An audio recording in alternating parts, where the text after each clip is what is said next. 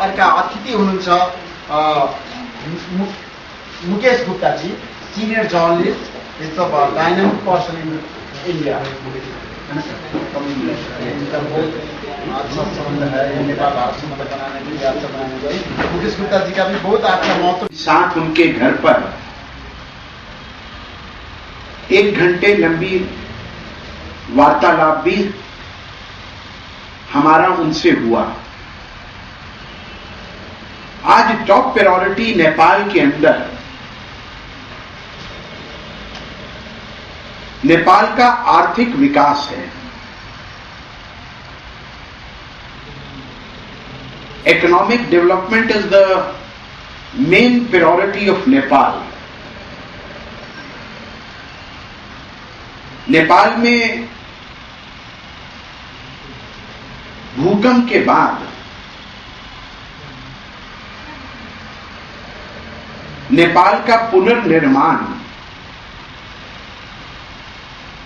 Reconstruction of Nepal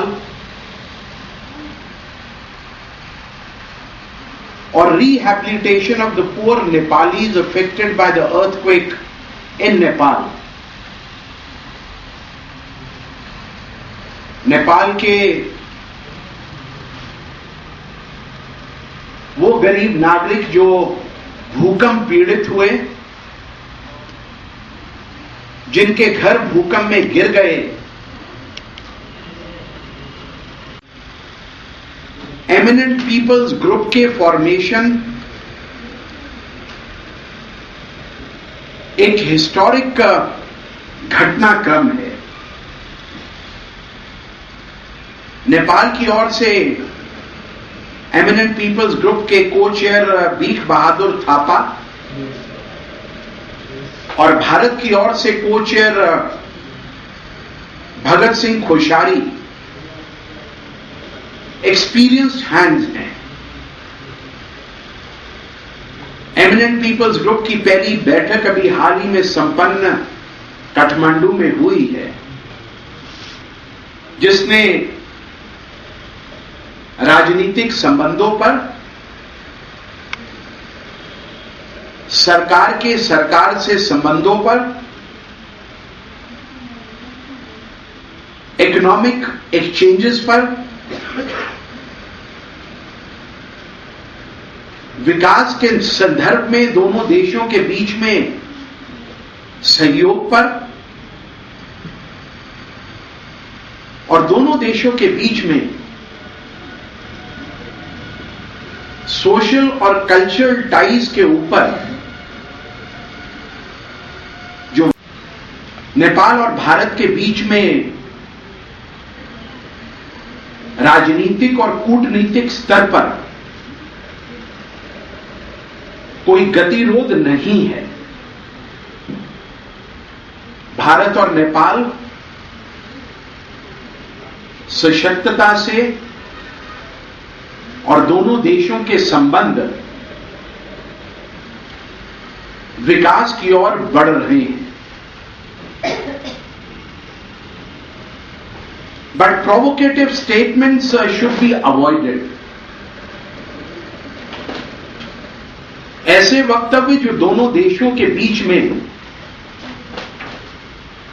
मतभेद पैदा करें,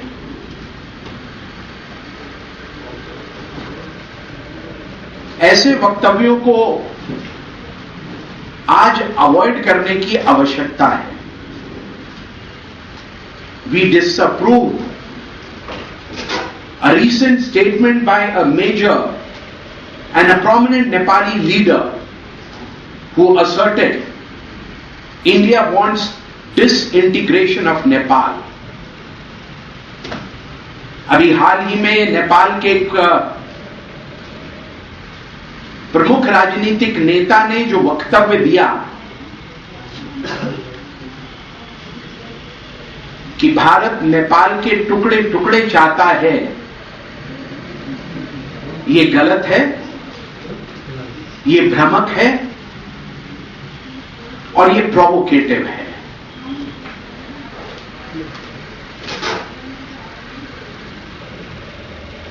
मैं क्लैरिटी से कह सकता हूं India wants a stable Nepal. India wants a strong Nepal. India wants a sustainable Nepal. India wants a progressive Nepal. And India wants a peaceful Nepal.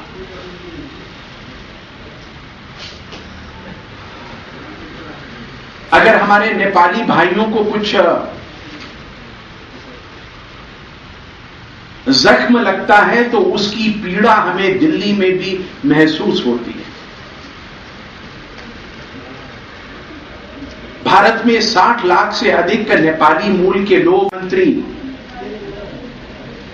Narendra Modi ji और उनके देशवासियों की है। हमारी अपेक्षा है नेपाल के सारे राजनीतिक दल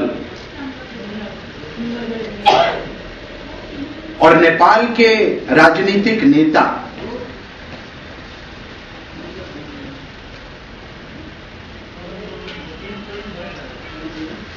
पॉलिटिकल और सोशल कंसेंसस के आधार पर,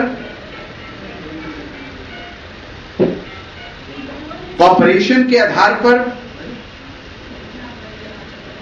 कंसीलेशन के आधार पर काम करते हुए नेपाल में पॉलिटिकल अनस्टेबिलिटी को अवॉइड करने के लिए प्रभावी कदम उठाएंगे।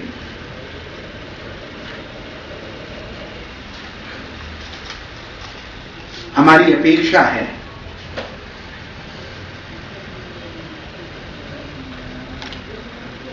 अभी हाल ही के महीनों में नेपाल में जो राजनीतिक गतिरोध उत्पन्न हुआ है, बातचीत के द्वारा और कंसेंसस के द्वारा मधेश के कंसर्न्स को भी एड्रेस किया जाएगा। कोई पहाड़ का हो या नेपाल में हमें अपनापन लगता है और नेपाल की धरती पर आने के बाद सबसे पहले तो मैं नेपाल की माटी को अपने सर से लगाता हूं, क्योंकि भारत और नेपाल के जो ऐतिहासिक संबंध हैं, सांस्कृतिक संबंध हैं, राजनीतिक संबंध हैं, धार्मिक संबंध हैं, आर्थिक संबंध हैं, वो अटूट हैं। और हमारी अपेक्षा है कि नेपाल में सभी लोग मिलजुल कर आम सहमति के आधार पर आगे बढ़ेंगे।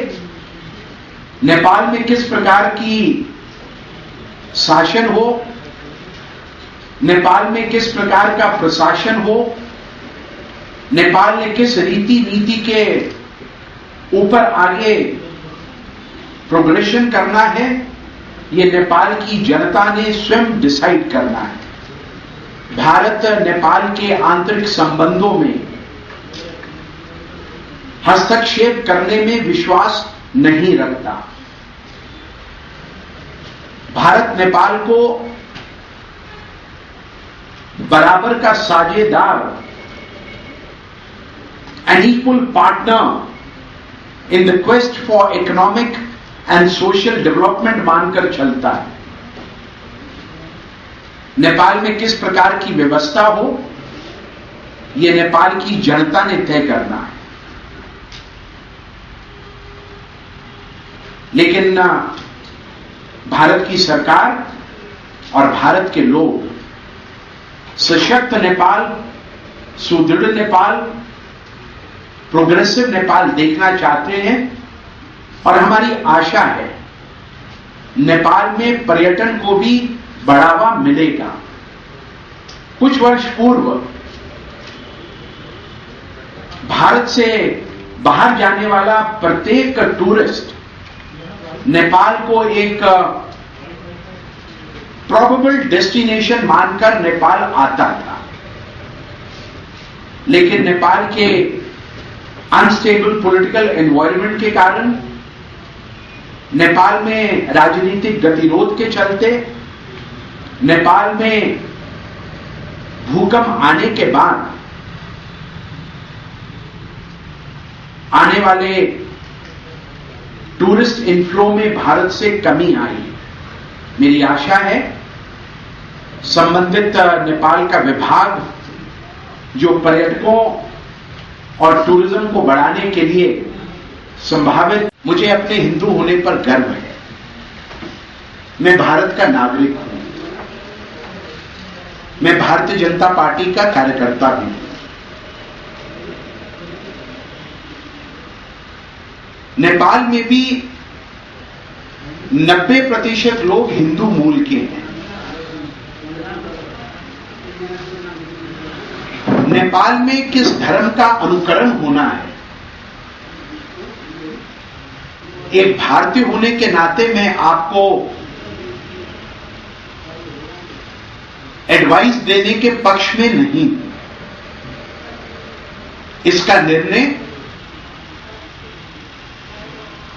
नेपाल की जनता ने स्वयं करना है।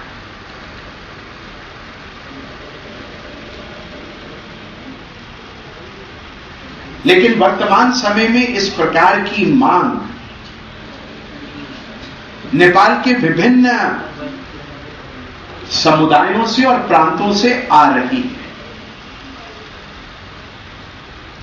नेपाल के राजनीतिक दल और राजनीतिक नेता इस विषय से रूबरू हैं, अनजान नहीं है। निर्णय नेपाल की जनता ने करना है।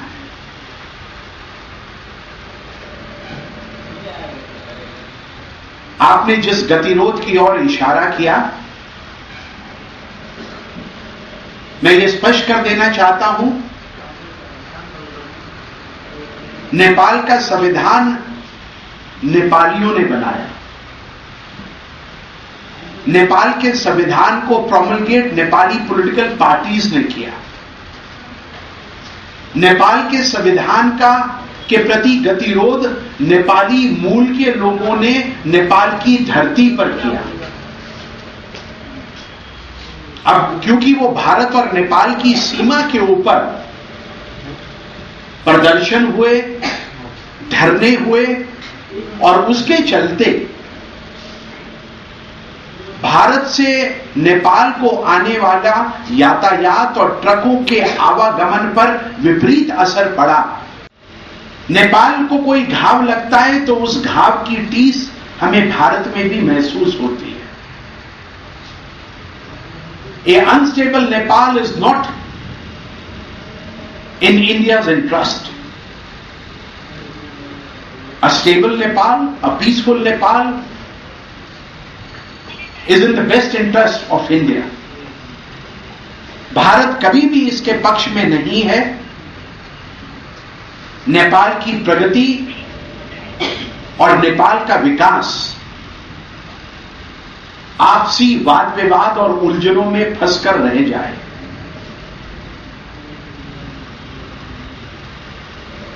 नेपाल गतिरोध और नेपाल गतिरोध के ताले की चाबी दिल्ली में नहीं है, काठमांडू में है। ये जरूर आपको कहा, भारत में 80% हिंदू हैं। विजय जॉली को अपने हिंदू होने पर गर्व है। नेपाल में 90% हिंदू मूल के लोग हैं, लेकिन उसके बाद भी आपने हिंदू राष्ट्र से अपने आप को सेकुलर राष्ट्र की परिभाषा में बदला। उसका निर्णय आप करेंगे, लेकिन यह जरूर खुशी की बात होती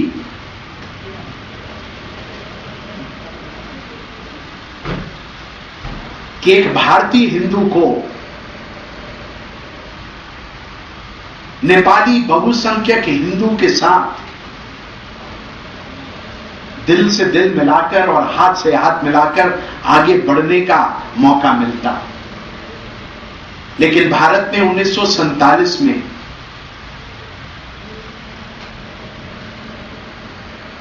सेकुलर रहने का निर्णय किया था।